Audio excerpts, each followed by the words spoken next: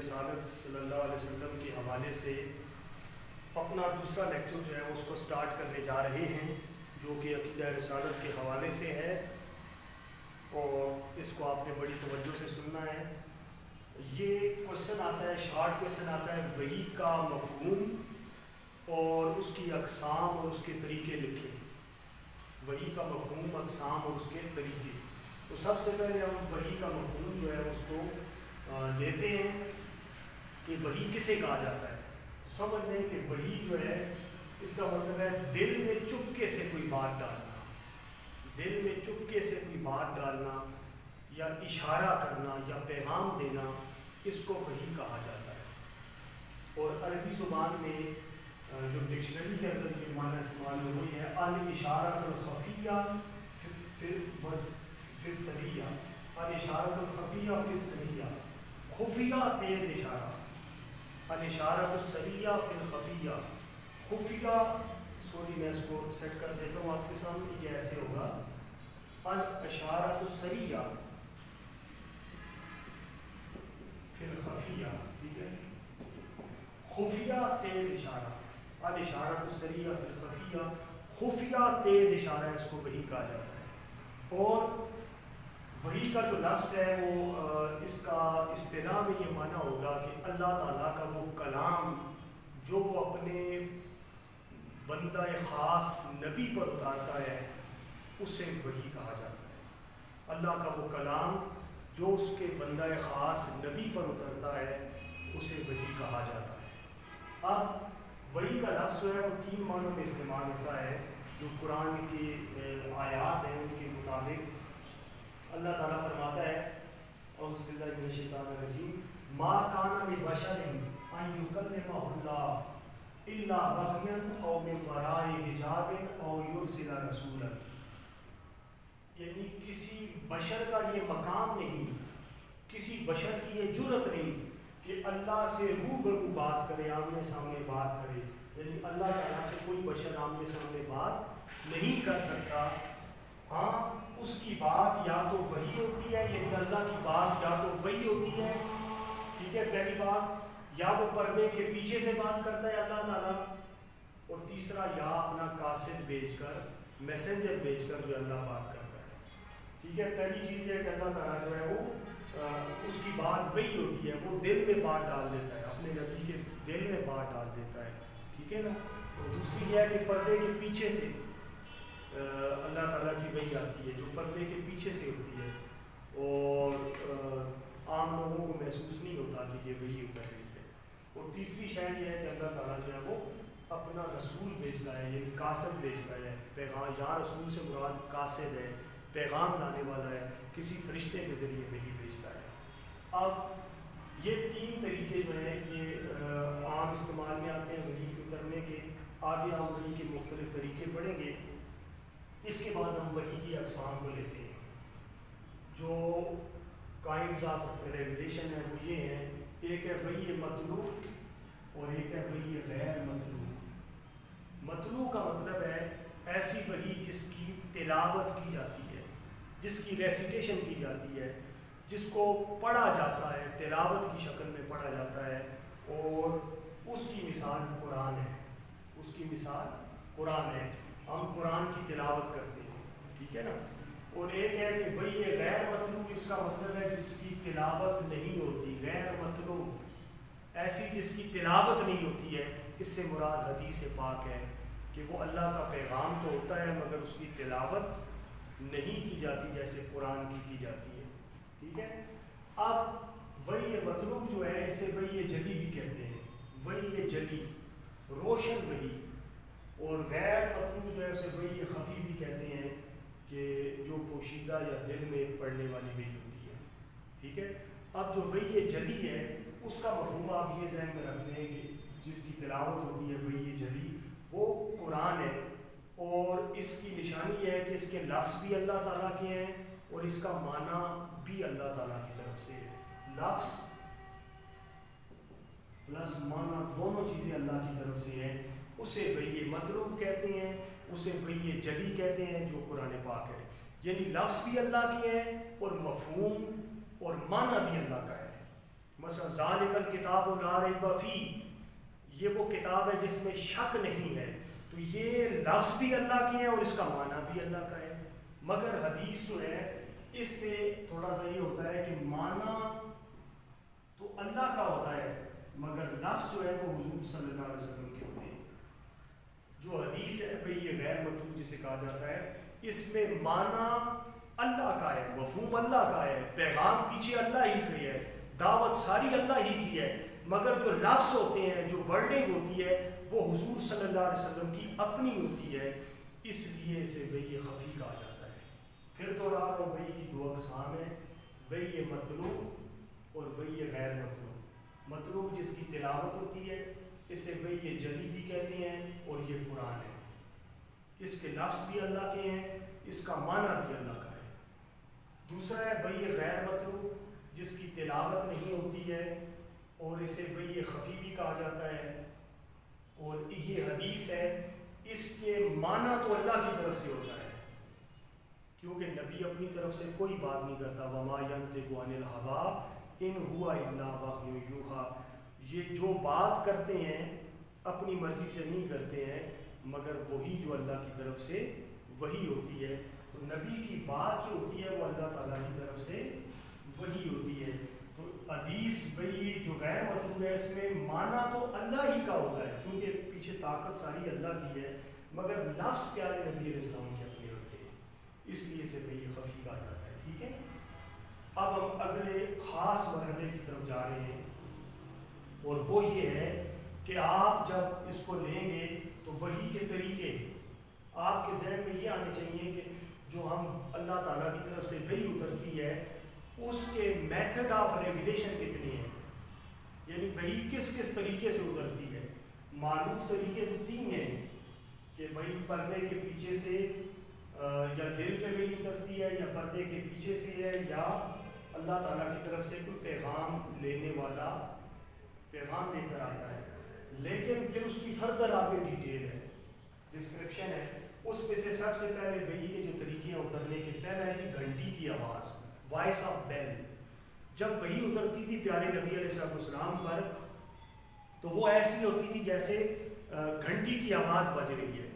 صحابہ اکرام رضوان اللہ علیہ مجمعین کہتے ہیں کہ ہمیں تو گھنٹی کی آواز آ رہی ہوتی تھی، ایسے گھنٹی کی آواز آ رہی ہوتی تھی، اور ہمارے لیے تو ٹن ٹن ٹن کی ایسی گھنٹی کی آواز ہوتی تھی، مگر اس آواز کے اندر اللہ تعالیٰ کا پیغام اور اللہ کی وحی ہوتی تھی، وہ آقا علیہ السلام پر وحی اترتی تھی۔ صرف سمجھانے کے لیے بتا رہے ہیں، جیسے موبائل پر میسج آتا ہے تو میسج کی ایک ٹیون ہوتی ہے، اب جو دوسرے بندے ہیں پاس بیٹھے ہوئے بندوں کو صرف میسج کی ٹیون آتی ہے، اس کی آواز آتی ہے، لیکن جس کے پاس موبائل ہوتا ہے اس کے لیے تو میسج پورے کا پورا آتا ہے۔ اس طرح حضور صلی اللہ علیہ وسلم کے صحابہ کے لیے وہ گھنٹی کی آواز ہوتی، وائس آف بیل ہوتی تھی، مگر اصل میں اس کے اندر اللہ کا پیغام ہوتا تھا۔ اور یہ گھنٹی کی آواز اس لیے کہ گھنٹی کی جو آواز ہوتی ہے، اگر آپ کو یہ معلوم نہ ہو کہ گھنٹی کہاں پہ رکھی ہے تو اس کی آواز چاروں طرف سے آتی ہے، کسی ایک طرف سے نہیں آتی ہے، ہر طرف سے آسی محسوس ہوتی ہے، یہ ڈائریکشن لیس ہوتی ہے، ہر طرف سے جو ہے کوئی ایک ڈائریکشن خاص نہیں کر سکتے، ہر طرف سے یہ گھنٹی کی آواز آتی ہے۔ اس لیے نبی علیہ السلام پر، ہر نبی پہ جو وحی اترتی تھی وہ گھنٹی کی آواز کی شکل میں اترتی تھی اور اس کے اندر اللہ کا پیغام ہوتا تھا۔ پھر دوسری بات یہ ہے کہ جو گھنٹی کی آواز، صحابہ کہتے ہیں آقا علیہ السلام ہمارے پاس بیٹھے ہوتے تھے، کسی کے اگر گھٹنے پر آقا علیہ السلام کا پاؤں ہوتا تو وحی کا وزن اتنا ہوتا، اس کی طاقت اتنی ہوتی، اس کی فورس اتنی ہوتی کہ جس کے پاؤں پر گھٹنے پر آقا کریم علیہ السلام کا مبارک گھٹنا ہوتا، زانو ہوتا، وہ نیچے جو ہے اس کا ایسے لگتا کہ اس کا پاؤں پریس ہو کے ٹوٹ جائے گا، اور سردیوں میں آقا کریم علیہ السلام کو پسینے آتے۔ اتنا بڑا جو ہے یہ وحی اللہ کا کلام ہے، اتنا وزنی کلام ہے، اتنا برکت والا کلام ہے۔ پھر دوسرا ہے کہ دل پر کلام اتارنا، اللہ تعالیٰ اپنے نبی کے دل پہ کلام اتارتا ہے، دل پر اللہ تعالیٰ پیغام اتارتا ہے،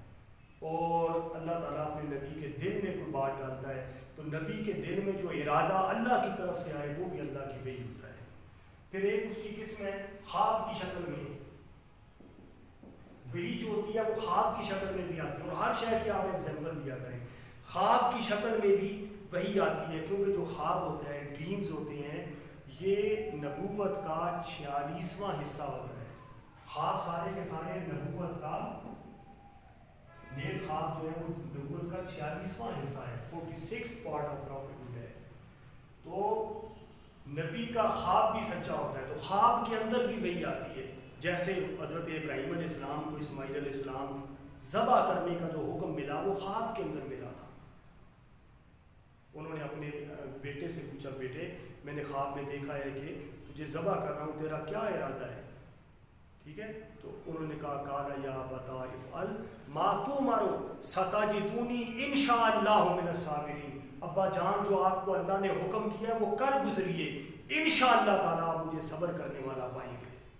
تو کہنے کا مطلب یہ ہے کہ خواب اگر سچے نہ ہوتے تو ابراہیم علیہ السلام نے جو چھری اسماعیل علیہ السلام کی گردن پر چلائی تھی وہ اصل میں خواب ہی کی شکل تھی، خواب کے اندر اللہ نے وہی کی تھی، ٹھیک ہے نا۔ اور یوسف علیہ السلام کو جو خواب آتے تھے تو یہ بھی جو ہے وہ مطلب نبوت کا حصہ ہے، وہی کا حصہ ہے۔ ابراہیم علیہ السلام نے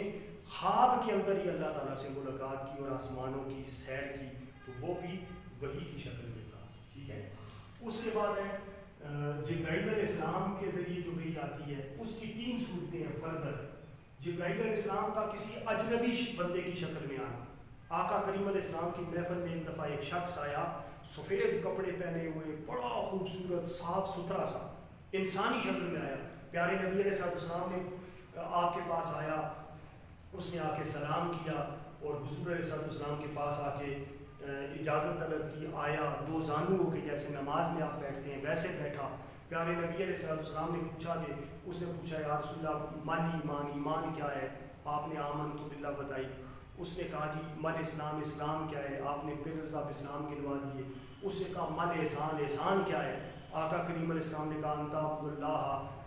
تو اللہ تعالیٰ کی ایسے عبادت کر کہ کیا تو اسے دیکھ رہا ہے، فَإِنَّهُ تَكُنْ تَرَاهُ فَإِنَّهُ يَرَاكَ، اگر تو اسے نہیں دیکھ سکتا تو وہ تجھے دیکھ رہا ہے۔ تو آقا علیہ السلام نے اس کے سوالوں کے جواب دیے، اسے سارے لاتا رہا، اٹھ کے چلا گیا۔ صحابہ نے پوچھا یا رسول اللہ یہ بندہ ہمارے علاقے کا بھی نہیں لگتا، کیونکہ جتنے مسلمان ہیں وہ تو فنگر ٹپس پہ ہمیں پتہ ہے، یہ باہر سے آیا ہوا بھی نہیں لگتا، کہ باہر سے آیا ہوتا تو چہرے پر گرد و غبار یا تھکن کے آثار اس کے، یہ تو بالکل فریش لگ رہا ہے، نہ باہر کا لگتا ہے نہ یہاں کا لگتا ہے، حضور یہ کون ہے؟ تو آقا علیہ السلام نے کہا یہ جبریل تھا جو انسانی شکل میں آیا تھا اور اللہ نے بھیجا تھا کہ تمہیں میرے دربار میں بیٹھنے کا ادب سکھا کے چلا جائے۔ تو جبرائیل علیہ السلام اجنبی اسٹرینجرز کی شکل میں بھی آتے تھے، ٹھیک ہے، جس طرح اس حدیث میں آئے۔ پھر جبریل علیہ السلام ایک خاص صحابی کی شکل میں آتے تھے اکثر، جن کا نام تھا حضرت داہیہ کلبی رضی اللہ تعالیٰ، بہت very handsome companion of prophet صلی اللہ علیہ وسلم، داہیہ کلبی تھی، ان کی شکل میں بھی جبریل آتے تھے۔ کئی بار جبریل علیہ السلام آ کے بیٹھے ہیں، صحابہ کرام نے داہیہ کلبی سمجھ کے مل رہے ہیں، سلام کر رہے ہیں، جھک رہے ہیں، عزت کر رہے ہیں جیسے ایک کمپینین کی کرتے ہیں۔ اب جب اٹھ کے چلے جاتے ہیں تو آقا کریم علیہ السلام نے کہا یہ داہیہ کلبی نہیں تھا، اس کی شکل میں اللہ نے جبرائیل علیہ السلام کو بھیجا تھا اور یہ اس کی شکل میں آیا تھا۔ تو کبھی صحابی کی شکل میں بھی جبرائیل علیہ السلام آتے تھے وہی لے کر۔ پھر ایک صورت ہے جبرائیل علیہ السلام اصلی شکل میں بھی آتے تھے، جیسے جبرائیل علیہ السلام، آقا علیہ السلام نے کہا کہ غار حرا کے سامنے جب میں نے پہلی وحی اتری تو حضور علیہ السلام باہر نکلے تو آپ نے فرمایا کہ میں نے آئی سا جبریل ان ہز اوریجنل شیپ، میں نے جبریل کو اس کی اصلی شکل میں دیکھا، ٹھیک ہے، and his head was touching to the sky and feet were on the earth، ان کے قدم زمین پر تھے اور سر آسمان سے لگ رہا تھا اور پوری کائنات جبریل علیہ السلام کے وجود سے بھری ہوئی تھی۔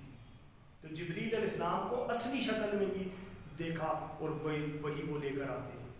یا جیسے معراج کی شب آقا کریم علیہ السلام گئے تو سدرۃ المنتہا پر جبریل علیہ السلام کو اصلی شکل میں دیکھا۔ تو جبریل 3 صورتوں میں، اجنبی بندے کی شکل میں، عام بندے کی شکل میں آتے تھے، اسٹرینجر کی شکل میں، جبریل علیہ السلام وحی لے کر داہیہ کلبی رضی اللہ تعالیٰ عنہ کی شکل میں آتے تھے، اور جبرائیل علیہ السلام وحی لے کر اپنی اصلی شکل میں بھی آقا کریم علیہ السلام کے پاس آئے، جیسے پہلی وحی کے واقعہ کے موقع پر۔ پھر ایک وحی قسم ہے براہ راست اللہ تعالیٰ کلام کرتا ہے، جس میں جبریل بھی نکل جاتا ہے، گھنٹیاں بھی نکل جاتی ہیں، خواب بھی نکل جاتے ہیں، ہر شے نکل جاتی ہے. اللہ تعالیٰ ڈائریکٹ اپنے بندے سے کلام کرتا ہے. جیسے اللہ تعالیٰ نے موسیٰ علیہ السلام پر آپ پر اللہ تعالیٰ نے وحی بھیجی، کلام بھیجا، اور طور کے پہاڑ پر اللہ تعالیٰ نے براہ راست موسیٰ علیہ السلام سے کلام کیا. اور اس کلام میں مٹھاس اتنی تھی، طاقت اتنی تھی، کشش اتنی تھی اللہ کے، کہ موسیٰ علیہ السلام نے کہا ربی آرینی انظر الیک، اے مولا مجھے اپنا آپ دکھا، میں تجھے دیکھنا چاہتا ہوں. تو اللہ نے کہا لن ترانی موسیٰ، تو نہیں دیکھ سکتا. تو یہاں سے پتہ چلا کہ اللہ تعالیٰ جو ہے وہ براہ راست کلام بھی فرماتا ہے، ڈائریکٹ کلام بھی فرماتا ہے. جیسے آگ کے پردے میں طور کے پہاڑ پر اللہ نے موسیٰ علیہ السلام سے کلام فرمایا. اور پھر آخری قسم ہے وحی کے اترنے کی، وہ ہے بالمشافہ ملاقات. صرف کلام نہیں فرمانا،